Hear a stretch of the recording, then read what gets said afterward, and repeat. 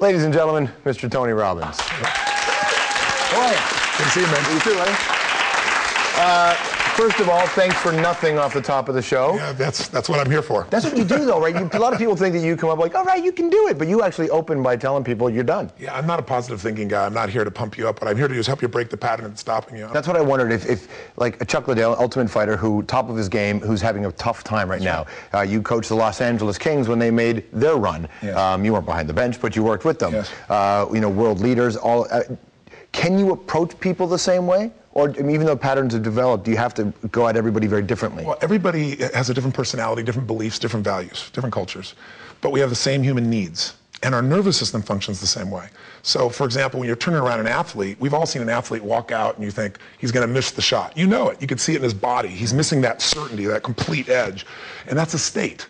So I don't know if you're on the show, it's ever happened to you, but it happens to most people. You know, you say something, and after you say it, you think, how did I say that? I can't believe I said that. It was so stupid. Every day of my life, bro. Yeah, right. So every day is like that.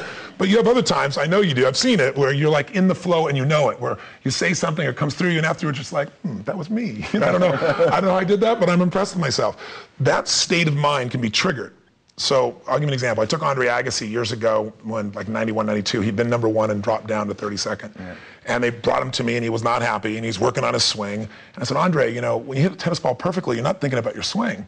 There's a state. So I show him films of when he won at Wimbledon, when he had this thing called hair, and he walks in a certain way and he owns it and he looks at the other side and he's got this look in his eye. So I show him what he does both physically and his focus.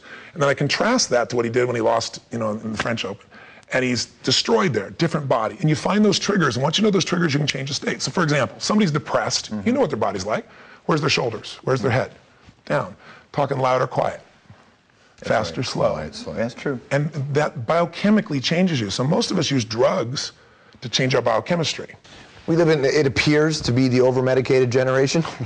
Appears? Yeah.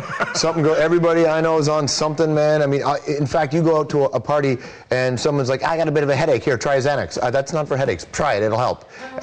And I imagine that weighs into what you do. I assume there are a lot of people who just try to mask, or not even mask. Sometimes I guess the medication does help. I'm not a doctor, I don't know. Yeah. But from your perspective, you see this. Well, I'm sure the places where it's a necessity, but there's no question we over-medicate. If you look at the statistics on what we've done to our kids in the last 10 years, whether it be Ritalin, you can go to any drug and you can see that it's exploded, and it's been marketing. And it's also, I think, us not taking responsibility. We're all so busy. People have got so many emails and so many voicemails and saying they're just trying to get through the day. We don't talk to anybody anymore. It's like, I don't want to talk to them, we just communicate to them. Yeah. It's kind of a bizarre thing. Let me text to them, let me just leave a message on their Facebook or whatever. So I do that all the time. And I'm not saying it's wrong, but I'm just saying the biggest thing that's missing for meaning is depth. Yeah. Most of us have so much breadth, but not as much depth. And that's when life starts to feel alive. And without that depth, you learn for something to try and get out of the fact that you don't feel that meaning in your life. And that might be food or it might be drugs.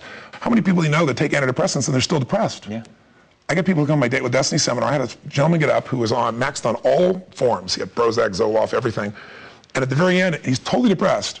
I found out that he's a psychiatrist who supervises other psychiatrists in the area of depression. So that's why he gets all those prescriptions. But by the end, we got to the cause. The cause is when your life doesn't match your expectations, you're going to be in pain. Like if you look, anybody looks at an area of their life, an area of your life that you're happy in would be what? What's an area you're pleased in? I like my job. Yeah, I would think that was pretty obvious, right? So right now, why do you like your job? Because it doesn't feel like I work. Yeah. And so your life conditions right now, condition of your life, matches your core expectation of what it should be like. Yeah. That wouldn't be work. It'd be fun. It'd be amazing. I'd have an impact. Yeah. Tell me now you're not thrilled with, if there is one. I have no focus. Really? Yeah, I can't focus on anything but this job. Oh, okay. Well, the rest of my life's a disaster, man. Tell me now you're not pleased with specifically the rest of your life. I can't sleep. Can't sleep? Yeah. Oh, interesting. Why? I don't know. It's been like 20 years. Interesting. Interesting. Well, if you can fix this, I'm willing to do it on air. I'm willing to do it on air.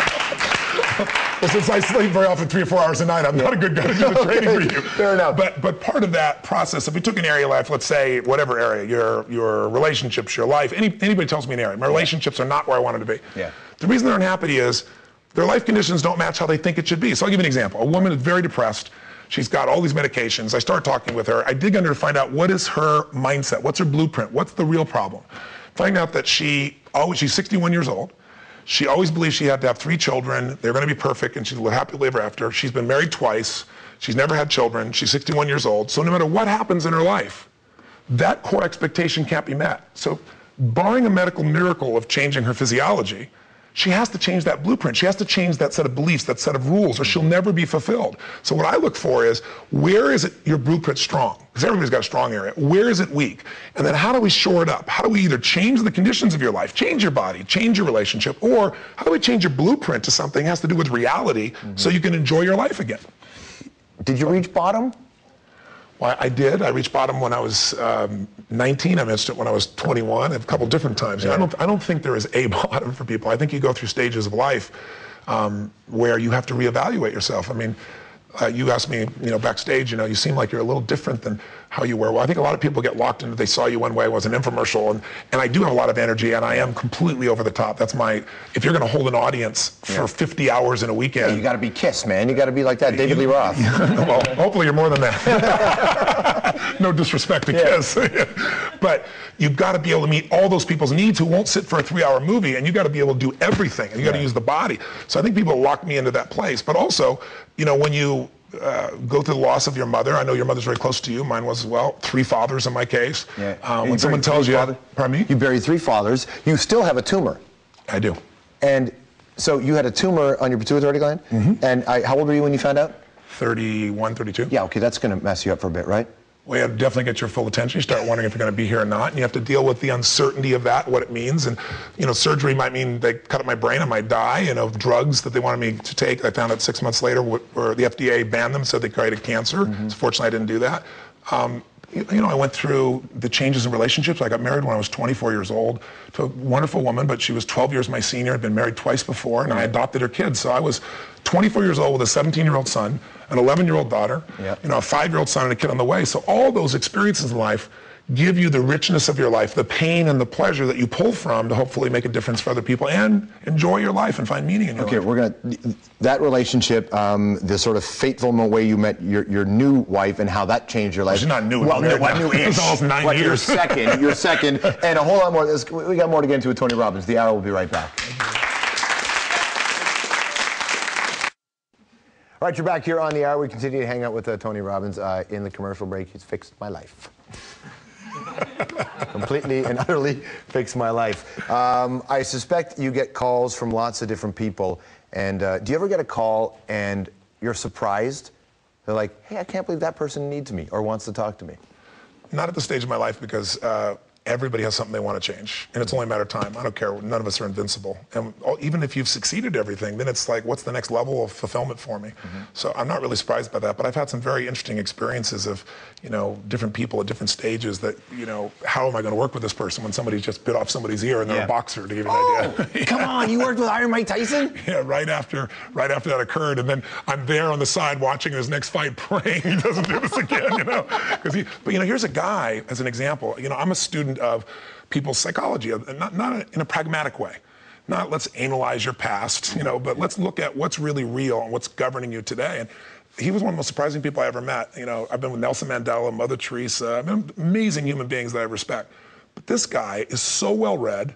He has such a good heart, but his entire life he got loved by fighting, and when people took advantage of him, he just snapped. So he'd be in the middle of a conversation telling me about being in prison where he brought the whites and the blacks together and stopped all the pieces that were going on there, and then he'd say a few minutes later, but sometimes I think we ought to just push the button and kill them all. He'd snap in the middle of something. Well, his childhood is so tragic. When you read the Mike Tyson, I know. Have you ever been called into a scenario where you're like, I can't help you?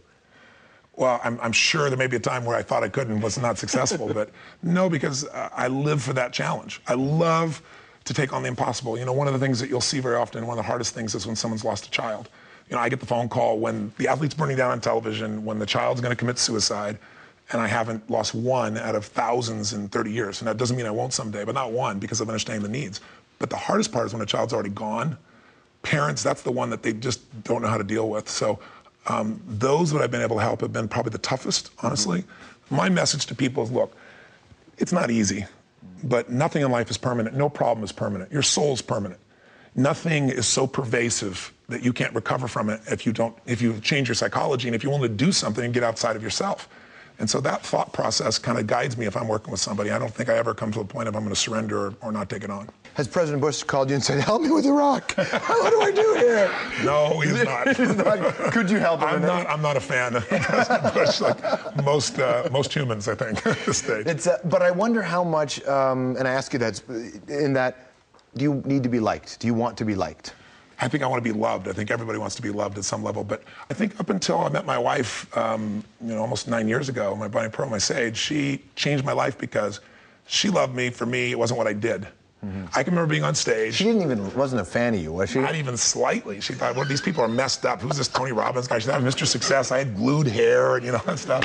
She finally got me to cut my hair, thank God, something, But we fell in love in a different way, not an attraction, like a spiritual connection where I saw across the room, walked across it, you are so beautiful. I mean, inside beautiful. And then we're friends for 6 months while I dated other people and became really deep friends. So you're obviously, you want to be touched by life and all that stuff. People come to you and expect you to help them get through their life. When you go through tough times and failures personally, yes. Do people have a false expectation of what your life should be like? I think we're in a society today where we love to build somebody up and tear them down. I don't know if you've been through that stage yet, but I'm sure you totally. will be. It's just part of our society today. So, but also that makes you look at your life differently. I started to tell you, probably a moment in my life, you want to talk about a failure. I can remember being on stage in the Continental Center in New York City, and I had 18,000 people, which in those days would be a dream to have that many people. And, I want to make it like a rock concert. You won't sit for a 3-hour movie. I'm not going to hold you for 12 hours. I got to deliver. You can vote with your feet in any moment. So it's been a killer day, and people are out of their minds, and people are so generous. They come up and hug you and love you. And that same day my company went public, I made $400 million, on paper that day. Yeah. So it should have been like the greatest victory, and emotionally, physically, financially, contribution. And I went home and I was depressed. And the reason I was depressed is, on stage, that was me. But when home, I was always mitigating because I was too loud, I was too this, I was too that. Mm-hmm. And I had to make that decision to say, you failed miserably in this area. Someone else may be happy, but if you're not happy, what is this all for? Here's my last question. Tom Cruise, Magnolia. Did he call you? No, he didn't call me. When you saw that, what did you think? Well, I saw parts of it, obviously, that were an exaggeration of my work. And then there's another gentleman I know that he actually went and modeled, who's worked with men on picking people up, and it was just it was a fascinating thing to watch. But no, it wasn't terribly exciting, and no, he did not talk to me. He was not coached by me, we'll put it that way. There you go. Nice to see you. Thanks for coming in. Good to see you, too. Tony Robbins, everybody. Awesome. Lots more to coming down, my friends. See you right back.